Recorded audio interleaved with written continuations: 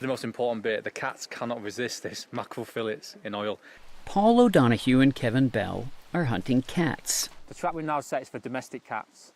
There are domestic cats in this forest, and that's the wildcat's biggest threat. We want to catch and then neuter every single domestic cat, so they cannot breed with wildcats and there's no more risk to this critically endangered animal. Getting domestic cats out of these woods may be the only thing that can save this animal, the Scottish wildcat, from going extinct.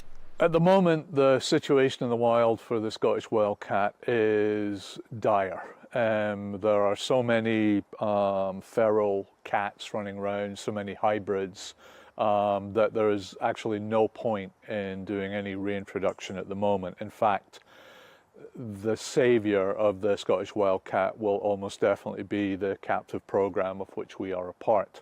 This is rare footage of the wildcat in the wild. But the wildcats, also known as the Highlands tiger, are breeding with feral domesticated cats, and that is slowly degrading the species. The Scottish wildcat, recent estimates put it at 35 individuals left in the world. That's 70 times rarer than a giant panda. It's one of, if not the most endangered species on our planet. With so few animals, conservationists are focused on just maintaining the species. Captive breeding is not always the solution, but it is one of the weapons in our conservation arsenal, and we ignore using that weapon at our peril.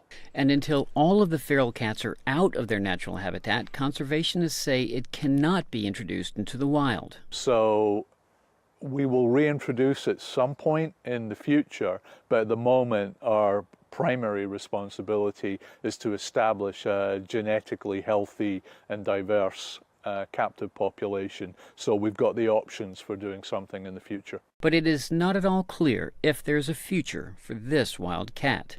Kevin Enochs, VOA News.